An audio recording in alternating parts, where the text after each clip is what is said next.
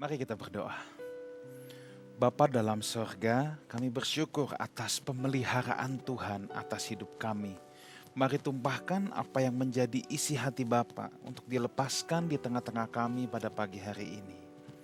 Dalam nama Tuhan Yesus, kami berdoa. Amin. Shalom Lifehouse Family, apa kabar saudaraku? Kalau minggu lalu saya sudah berbicara tentang pemeliharaan Tuhan, hubungannya dengan Tuhan Gembala kita yang baik. Melewati berbagai fase kehidupan ini, Tuhan menuntun kita. Pada hari ini saya masih akan bicara tentang pemeliharaan Tuhan atas orang-orang percaya. Life or living, memiliki kehidupan yang berkualitas atau sekedar mencari kehidupan atau sekedar survive. Mari kita buka dulu Alkitab kita dari Matius pasal yang ke-6 ayat yang ke-25. Kita akan mulai baca di sana. Matius 26 ayat yang ke-25 saya akan bacakan sampai dengan ayat yang ke-30. Karena itu aku berkata kepadamu, janganlah khawatir akan hidupmu, akan apa yang hendak kamu makan atau minum, dan janganlah khawatir pula akan tubuhmu, akan apa yang hendak kamu pakai. Bukankah hidup itu lebih penting daripada makanan, dan tubuh itu lebih penting daripada pakaian? Pandanglah burung-burung di langit, yang tidak menabur dan tidak menuai dan tidak mengumpulkan bekal dalam lumbung, namun diberi makan oleh Bapamu yang di sorga. Bukankah kamu jauh melebihi burung-burung itu? Siapakah di antara kamu yang karena kekhawatirannya dapat menambahkan sehasta saja pada jalan hidupnya? Dan mengapakah kamu khawatir akan pakaian? Perhatikanlah bunga bakung di ladang yang tumbuh tanpa bekerja dan tanpa memintal. Namun aku berkata kepadamu, Salomo dalam segala kemegahannya pun tidak berpakaian seindah salah satu dari bunga itu. Jadi jika demikian, Allah sudah mendandani rumput di ladang yang hari ini ada dan besok dibuang ke dalam api, tidakkah Ia akan terlebih lagi mendandani kamu, hai orang kurang percaya? Saudaraku, biasanya setiap orang Kristen merasa dirinya berhak atas pemeliharaan Tuhan dalam hidupnya. Satu hal yang saya mau beritahu saudara, sesungguhnya bukan hanya orang Kristen saudaraku, tetapi semua makhluk ciptaan Tuhan berhak akan God's providentia. Semua makhluk ciptaan berhak atas pemeliharaan Tuhan. Ini bukan saja orang Kristen saudara, termasuk hewan dan tumbuhan juga berhak atas pemeliharaan Tuhan. Kenapa? Sebab Tuhan yang menjadikan dunia ini beserta seluruh isinya. Itulah sebabnya Tuhan tetap bertanggung jawab atas ciptaannya. Tadi kalau kita baca, burung saja Tuhan pelihara, bunga bakung Tuhan dandani. Ayat ini mengatakan bahwa Tuhan pun bertanggung jawab atas semua makhluk ciptaannya. Dunia ini sudah dirusak oleh dosa, saudaraku. Dan Alkitab berkata pada akhirnya dunia ini akan menjadi danau api atau lautan api, limnentopuros. Tetapi selama langit yang baru dan bumi yang baru belum datang, Tuhan tetap dengan setia memelihara bumi yang kita huni hari ini. Itulah sebabnya jarak matahari dan bumi sampai detik ini tidak bergeser, saudara. Sebab kalau geser sedikit saja, lebih dekat sedikit, kita jadi abu gosok. Lebih jauh sedikit, kita jadi es lilin, saudara. Langsung beku. Tuhan masih maintain itu, saudaraku. Tetap konstan, gak lebih jauh, gak lebih dekat. Jadi saya harus beritahu saudara, kalau saudara cuma mengharapkan pemeliharaan Tuhan, saudara tidak perlu jadi Kristen. Jangankan manusia, hewan dan tumbuhan pun Tuhan pelihara. Saya ulangi lagi, kalau saudara mau menjadi Kristen cuman karena berpikir Tuhan akan memelihara orang Kristen, saudara tidak salah, Tuhan akan memelihara orang Kristen. Yang ada kalimat saudara kurang lengkap. Tuhan memelihara semua makhluk ciptaannya. Makanya di Matius pasal yang ke-6 juga sebenarnya ya, kalau saudara baca ayat-ayat yang sebelumnya, Tuhan memberikan matahari untuk orang baik dan orang jahat, hujan untuk orang benar dan orang tidak benar. Artinya apa? Tuhan memelihara semua orang, baik jahat maupun baik. Dan terlebih lagi hewan dan tumbuhan pun Tuhan pelihara. Nah, jadi apa yang membedakan antara pengikut Kristus dan bukan pengikut Kristus kalau semuanya dipelihara Tuhan? Nah, ini yang saya mau saudara betul-betul mengerti. Pemeliharaan untuk jenis orang-orang yang tidak mengenal Tuhan itu hanya pemeliharaan sebatas area living. Hanya area kehidupan jasmani. Hanya pada area tubuh supaya bisa survive. Makanya di ayat yang ke-25 ya, kalau kita baca, karena itu aku berkata kepadamu, janganlah khawatir akan hidupmu, akan apa yang hendak kamu makan atau minum, dan janganlah khawatir pula akan tubuhmu, akan apa yang hendak kamu pakai. Bukankah hidup itu lebih penting daripada makanan dan tubuh itu lebih penting daripada pakaian? Jadi kalau cuma untuk sekedar survive, makan, pakai, saudaraku percayalah bahwa semua makhluk ciptaan itu dipelihara Tuhan. Tapi dalam koridor melanjutkan kehidupan. Saya dari kemarin bergumul, kata-kata apa dalam bahasa Indonesia yang saya harus pakai untuk ini. Tapi sementara saya pinjam dulu kata mencari kehidupan. Ini di area living, tetapi kalau orang percaya itu lebih daripada area living, tapi life. Kalau saya boleh pinjam, sebagai kehidupan yang berkualitas. Konsep pemeliharaan Tuhan itu berbeda dengan konsep dunia ini. Kalau konsep dunia ini tentang pemeliharaan, itu hanya sebatas living, hanya sebatas menyambung hidup, saudaraku. Mencari kehidupan, survive. Dalam living belum tentu ada life. Tapi dalam life pasti ada living. Dalam kehidupan yang terus bergulir secara usia, secara waktu kronos, secara waktu kronologi, belum tentu ada life, ada sebuah kehidupan yang berkualitas. Tapi dalam sebuah kehidupan yang berkualitas sudah pasti ada living, saudara. Ya, jadi saya ingatkan sekali lagi, kalau hanya makan minum, hewan pun berjuang untuk itu. Ya, so make a life, not just a living. Ada banyak orang hidup hanya make a living, but not alive. Tapi saya mau encourage saudara untuk saudara memiliki kehidupan yang berkualitas. Not just make a living. Nah, saya teruskan dulu. Pemeliharaan Tuhan dalam koridor living atas ciptaannya untuk survive, untuk menyambung kehidupan, tidak terlepas dari tanggung jawab ciptaan itu sendiri.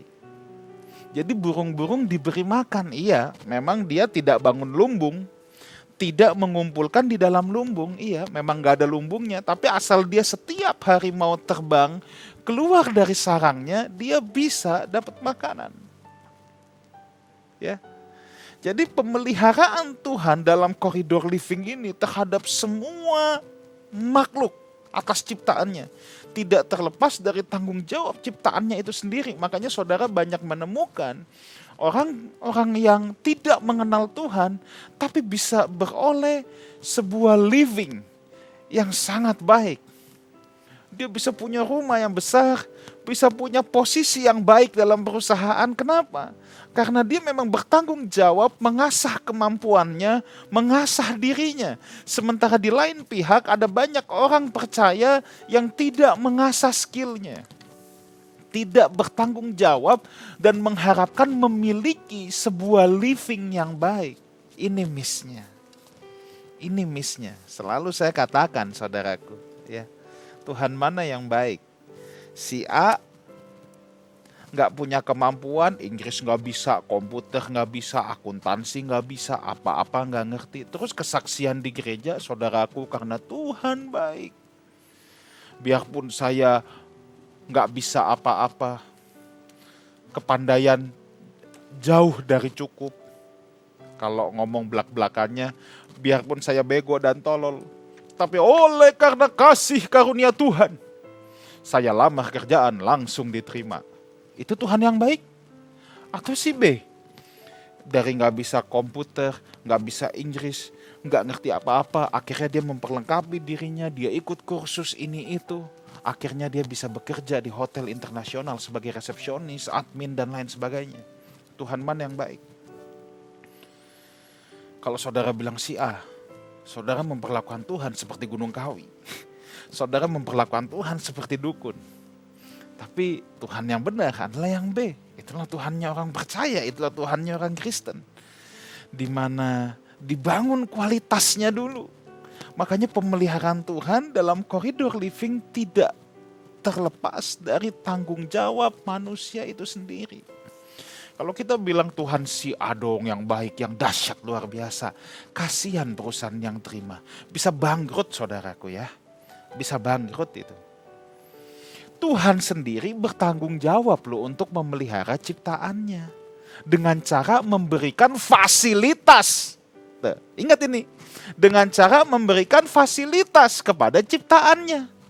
Tumbuh-tumbuhan dikasih fasilitas sinar matahari, hujan, dia kan gak usah bekerja, tapi dia harus untuk ada sinar matahari, untuk ada hujan, tumbuh-tumbuhan gak usah kerja. Tapi bagian-bagian yang ada dalam tumbuhan harus bekerja untuk menyedot sinar matahari itu, untuk menyedot air hujan itu, untuk menyerap, maksud saya.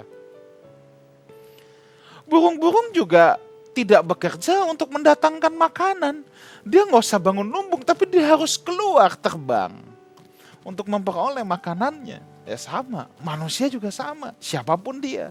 Kalau dia mau keluar rumah, kalau dia mau bekerja, ada hujan, ada sinar matahari. Artinya apa? Kalau cuma berkat jasmani, pemeliharaan dalam koridor living itu bisa dimiliki oleh semua makhluk ciptaan. Ini harus saya pertegas, saudara, ya. Jadi Tuhan itu juga bertanggung jawab, makanya ciptaannya juga memiliki tanggung jawab. Untuk apa? Untuk mengusahakannya. Jadi dari sisi Tuhan, Tuhan kasih tanggung jawab dengan apa? Dengan fasilitas-fasilitas yang diberikan. Dan ciptaannya juga punya tanggung jawab, apa? Mengusahakan fasilitas-fasilitas tersebut. Itulah sebabnya perintah Tuhan kepada Adam pertama kali di Eden adalah mengusahakan taman. Dari kata ini kita temukan kata mengusahakan itu avoda, yang artinya to serve, pelayanan, yang kemudian dari avoda ini kita kenal dalam bahasa Indonesia ibadah. Jadi pelayanan manusia pertama adalah pelayanan manusia kepada Allah dengan cara bertanggung jawab atas fasilitas yang Tuhan berikan. Dan ini menjadi rekan kerjanya Allah, manusia yang bertanggung jawab atas living, atas kehidupan, survive-nya. Dia sebenarnya menjadi rekan kerja Allah. Ya. Jadi jika koridor living ini berlaku secara umum, nah kalau orang percaya lebih dari sekedar living, kita masuk pada area koridor life, hidup yang berkualitas. Zoe, hidup yang berkualitas. Nah, kata hidup di sini ayat 25 yang dipakai memang bukan kata zoe, tapi ayat ke-25 itu bukankah hidup itu lebih penting? Itu yang digunakan kata suke life, yang biasanya kadangkala juga diterjemahkan sebagai jiwa. Jadi menjadi Kristen yang Tuhan pelihara itu jiwanya. Maksudnya apa? Nah, dalam jiwa itu kan ada pikiran, perasaan, kehendak. Jadi bukan sekedar hanya living, bukan hanya sekedar setiap tahun tiup lilin umur bertambah, tetapi pemeliharaan Tuhan atas orang percaya adalah sukenya pikiran, perasaan, kehendaknya mau disinkronize dengan Tuhan, mau didewasakan, mau memasuki sebuah proses yang saya beri nama dengan proses keserupaan dengan Kristus. Sebuah kehidupan yang bermakna. Ya, jadi jiwanya atau nafas kehidupannya, isi kehidupannya yang dipelihara oleh Tuhan, dan ini sangat bernilai tinggi. Proses pemeliharaan Tuhan atas orang percaya ini akan berjalan seiring dengan proses pendewasaan atau proses keserupaan atau proses penyempurnaan. Ini yang harus kita camkan baik-baik. So, kalau saudara berpikir mau mendapatkan pemeliharaan Tuhan hanya dalam koridor survive, saudara nggak usah jadi Kristen. Tapi kalau jadi Kristen, sukemu yang didewasakan. Sukih kita, jiwa kita. Sehingga kita bisa membentuk sebuah life, sebuah zoe, kehidupan yang berkualitas tinggi, saudaraku. Not just a living, but a life. Hidup yang berkualitas tinggi, yang bernilai tinggi. Dan proses pemeliharaan Tuhan atas orang percaya ini, membangun life ini berjalan seiring dengan proses pendewasaan atau proses keserupaan. Di titik ini banyak orang tidak menyadari, saudaraku. Sebenarnya pemeliharaan Tuhan di padang gurun atas orang Israel itu berorientasi pada pendewasaan. Kalau dalam PB yang digunakan kata proses keserupaan dengan Kristus. Kalau saudara melihat surat Korintus, Paulus berkali-kali bilang gini, Israel adalah suatu peringatan. Artinya apa? Israel itu harusnya menjadi pelajaran bagi kita semua, bagi saudara dan saya. Apa yang kita mau belajar dari Israel, saudara? Apakah mereka dipelihara Tuhan? Yes, of course. Mereka dipelihara Tuhan. Pemeliharaan di padang gurun adalah pemeliharaan to make a life, not just a living. Saya buktikan buat saudara. Makanya, Tuhan kasih pemeliharaan living, jelas ada mana turun setiap hari. Ada tiang awan di siang hari, supaya mereka nggak kepanasan. Ada tiang api di malam hari supaya mereka nggak kedinginan. Ini pemeliharaan living atas orang Israel. Tapi apakah itu tujuan Tuhan? No. Tujuan Tuhan adalah mereka mau didewasakan supaya akhirnya mereka bisa masuk ke dalam tanah perjanjian, Kanaan duniawi. Itu goal Tuhan untuk mereka. Jadi perjalanan di padang gurun itu bukan Tuhan iseng-iseng gak ada kerjaan suruh bangsa Israel muter-muter. Enggak. Sebenarnya Tuhan mau menunjukkan padang gurun pun adalah itu bagian dari proses pemeliharaan Tuhan atas orang Israel. Tapi orang Israel sebagai umat pilihan perjanjian lama tidak menyadarinya. Yang disadari hanya pemeliharaan secara living but not alive. Secara living memang mereka dapat makanan cukup, istirahat cukup, bisa nyaman sekalipun di padang gurun. Tapi kehidupan mereka tidak berhasil diproses atau didewasakan. Mereka tidak bertanggung jawab untuk merespon pemeliharaan Tuhan dalam pendewasaan ini. Sehingga apa yang terjadi, mereka tidak diizinkan masuk ke dalam tanah perjanjian. Yang boleh masuk hanya Yosua dan Kaleb. Kalau Paulus tulis bahwa Israel sebagai peringatan, camkan ini baik-baik saudaraku. Jangan sampai kita menjadi Kristen, orientasi kita hanya pada pemeliharaan dalam koridor living supaya kita bisa survive selama-lamanya di bumi ini. Tapi kita tidak pernah mengupgrade life kita, kita tidak pernah menyadari pemeliharaan Tuhan atas life ini. Dan pada akhirnya saya khawatir kalau bangsa Israel tidak diizinkan untuk memasuki tanah Kanaan duniawi, maka orang Kristen atau orang yang mengaku Kristen juga tidak diizinkan satu hari kelak masuk ke dalam tanah Kanaan surgawi atau tanah perjanjian surgawi. Kalau kita hanya menyadari pemeliharaan Tuhan hanya pada koridor living, tidak sampai life. Karena orang yang tidak menyadari sampai di koridor life membangun sebuah kehidupan yang berkualitas tinggi, kehidupannya tidak akan upgrade. Standar livingnya bisa upgrade, bisa, standar living bisa upgrade, tapi kualitas dari kehidupannya belum tentu terupgrade. Jadi jangan sampai kita menjadi Kristen yang mengejar pemeliharaan living survive. Seperti bangsa Israel, mana tiang awan, tiang api. Yang adalah, boleh saya katakan dalam tanda petik, simbol kenyamanan di padang gurun. Tetapi tidak memperoleh tanah perjanjian surgawi. Coba kita lihat Ulangan 8 ayat yang kedua. Saya mau tunjukkan buat saudara bahwa Tuhan itu bukan kurang kerjaan, saudara ya. Ulangan 8 ayat yang kedua. Ingatlah kepada seluruh perjalanan yang kau lakukan atas kehendak Tuhan Allahmu di padang gurun selama 40 tahun ini. Tuh lihat. Jadi Tuhan bilang ada maksud dan kehendak Tuhan loh. Jadi padang gurun itu bukan untuk gak ada kerjaan buang waktu. Dengan maksud apa? Lihat. Merendahkan hatimu dan mencobai engkau untuk mengetahui apa yang ada dalam hatimu. Ini loh yang saya bilang untuk bangsa Israel. Ini proses pemeliharaan life-nya tuh di sini. Lihat nggak? Tuhan mau upgrade hidup mereka supaya mereka bisa merendahkan hati, jangan sombong, jangan congkak. Tuh, ini kan nggak ada hubungannya dengan living. Orang yang punya standar living baik, dia bisa sombong, saudaraku. Tapi orang yang punya kualitas hidup pasti tidak sombong.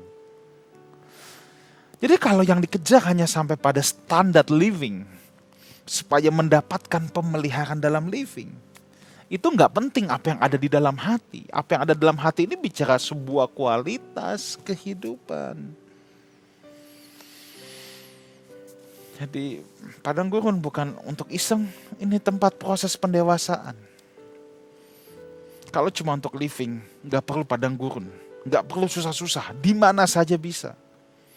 Tapi to make a life, untuk memperoleh sebuah kehidupan yang berkualitas, yang sukenya didewasakan. Lihat, kadangkala Tuhan harus pakai padang gurun. Padang gurun itu pasti menggambarkan situasi yang tidak nyaman. Padang gurun pasti menggambarkan sebuah situasi yang sebenarnya tidak ideal.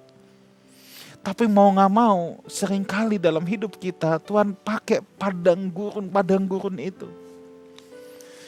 Dan di situ kita justru harus melihat pemeliharaan Tuhan yang sempurna. Not just a living, but a life. Untuk mengupgrade diri kita. Untuk mengeluarkan sebuah kualitas yang terbaik dalam hidup kita. Daud merasakan ini, saudara. Ketika Daud di Siklak, ditulis dalam 1 Samuel, saudara nanti baca di rumah aja pasal yang ke-30. Ya. Di sanalah justru titik terendah hidup Daud. Ketika Daud sampai di Siklak, istrinya ditawan, bangsanya dikalahkan, dan Alkitab mencatat lalu Daud menguatkan kepercayaannya kepada Tuhan. Di situ titik terendah dalam hidup Daud, boleh dikatakan itu padang gurun untuk Daud. Tetapi di tempat yang sama, di Siklak yang sama, di tempat itulah Daud pertama kali mendapat kabar Saul mati dan dia akan segera dinobatkan sebagai raja. Di kota yang sama, di kota di mana titik terendah dalam hidup Daud, di kota yang sama juga Tuhan mengupgrade life-nya Daud. Yes. Siklak itu bukan malapetaka buat Daud. Justru Siklak menjadi padang gurun Daud, di mana dia bisa melihat proses penyertaan Tuhan yang sangat sempurna atas hidupnya. Gimana dengan Yusuf? Apakah ketika Yusuf dibuang ke sumur bukan merupakan pemeliharaan Tuhan? Gimana saudara? Apakah Yusuf ketika di penjara bukan pemeliharaan Tuhan? Itu padang gurun untuk hidup Yusuf, yes. Tapi justru disitulah pemeliharaan Tuhan yang sempurna ada atas Yusuf. Disitulah tempat upgrade life daripada Yusuf. Di mana sukenya disinkronisasi dengan Tuhan. To make life atas hidup Yusuf. Ayat yang terakhir, Roma 8 ayat 28 sampai 29. Lalu kita selesai saudara. Ayat yang saudara pasti juga sudah hafal. Roma 8 ayat 28 sampai 29. Kita tahu sekarang bahwa Allah turut bekerja dalam segala sesuatu untuk mendatangkan kebaikan bagi mereka yang mengasihi Dia, yaitu bagi mereka yang terpanggil sesuai dengan rencana Allah. Sebab semua orang yang dipilihnya dari semula, mereka juga ditentukannya dari semula untuk menjadi serupa dengan gambaran anaknya, supaya ia anaknya itu menjadi yang sulung di antara banyak saudara. Dengar baik ini, peristiwa seburuk apapun dalam hidupmu, itulah bisa dijadikan momen pemeliharaan Tuhan yang eksklusif atas hidupmu. Peristiwa yang terburuk dalam hidupmu bisa Tuhan jadikan sebagai momen tempat Tuhan mengupgrade kualitas hidup saudara. Sehingga not just a living, but you make a life. Sebuah kehidupan yang bernilai tinggi, yang berkualitas tinggi. Di mana sukemu, jiwamu di-upgrade dengan satu tujuan ini. Keserupaan dengan Kristus. Saya tidak tahu apa yang saudara sedang alami. Mungkin saudara berkata, Pastor, hari-hari ini hidup saya berat sekali. Hari-hari ini hidup saya sukar sekali, sulit sekali. Seperti mau mati rasanya. Mungkin hari-hari ini adalah padang gurun hidupmu. Tapi ketahuilah, penyertaan Tuhan juga ada di sana. Not just a living, tapi to make alive. Inilah momen-momen saat-saat di mana Tuhan mau mengupgrade hidupmu. Lewat segala kesulitan, kalau engkau mengasihi Dia, Tuhan bisa bentuk ini. Tuhan bisa bekerja dengan segala sesuatu, dalam segala sesuatu, untuk mendatangkan kebaikan. Kebaikan yang apa? Not just a living, but alive. Ini yang saya rindu. Life First Family, yuk kita tanamkan dalam hati kita. Bahwa goal pemeliharaan Tuhan itu bukan sekedar make a living. Ya, kalau saya hubungkan dengan khotbah minggu lalu, oke. Tentang Tuhan gembala yang baik. Fase pertama, dibaringkan di padang yang berumput hijau. Yang saya bilang itu ibaratnya tidur di kolam bakpao, saudara. Itu masih fase living, itu fase awal. Selanjutnya apa? Dibawa ke lembah kekelaman, ya kan? Ditemukan dengan musuh, suruh berperang melawan musuh. Ini sudah bukan bicara area living lagi, but ini bicara area life untuk memiliki sebuah kehidupan yang berkualitas. Saudaraku, tetap kuat, tetap semangat. Apapun yang saudara hadapi hari-hari ini, padang gurunkah, kesulitankah, ingat Tuhan mau upgrade life saudara. Mungkin saudara juga bilang sama saya, Pastor, saya gak sedang dalam padang gurun, hidup saya baik-baik saja, hidup saya enak-enak saja. Saudara, apapun fase yang engkau hadapi, ingat tujuan Tuhan, pemeliharaan Tuhan atas orang percaya, to make a life, not just a living. Jangan sampai ketika kondisi hidup saudara baik-baik saja, saudara hanya yang ditingkatkan standard of living, tapi kualitas hidup saudara tidak meningkat. Not make a life, just a living. Itu bangsa-bangsa yang tidak mengenal Tuhan juga seperti itu. So, apapun kondisimu, ingat satu hal ini. To make a life, not just a living. Upgrade hidup kita, upgrade kapasitas diri kita, dan ketahuilah pemeliharaan Tuhan untuk membimbing kita masuk ke dalam proses keserupaan dengan dirinya. Tuhan memberkati kita semua. Haleluya. Kita bangkit berdiri, kita datang sama Tuhan, kita akhiri online service ini. Bapa dalam surga, hamba-Mu berhenti berbicara, tapi aku berdoa Tuhan, supaya kebenaran ini boleh menggores kuat dalam nurani anak-anak-Mu, boleh menggores kuat dalam jiwa anak-anak-Mu. Bapa, terima kasih. Engkau mengingatkan pemeliharaan Tuhan atas hidup kami terlebih lagi, supaya kami boleh memiliki kualitas kehidupan yang lebih tinggi untuk proses keserupaan dengan Tuhan Yesus. Terima kasih Bapa, angkatlah kedua belah tangan-Mu dan terimalah berkat Tuhan. Kiranya diberkatilah keluar masuk-Mu, diberkatilah usahamu, diberkatilah apapun yang saudara kerjakan. Sebab saudara kerjakan untuk kemuliaan nama Tuhan. Sebab apapun yang saudara lakukan dalam hidup ini, not just a living, but make a life, build a life, membangun sebuah kehidupan yang serupa dengan Kristus. Kiranya berkat dari Allah Bapa, cinta kasih karunia dari Tuhan kita Yesus Kristus, persekutuan yang indah dan yang manis dengan Roh Kudus menyertai kita semua sampai Maranatha. Tuhan Yesus datang untuk yang kedua kalinya, menjemput orang-orang yang hidup berkenan di hadapannya. Sama-sama kita katakan amin. Happy Sunday, Tuhan Yesus memberkati. Haleluya.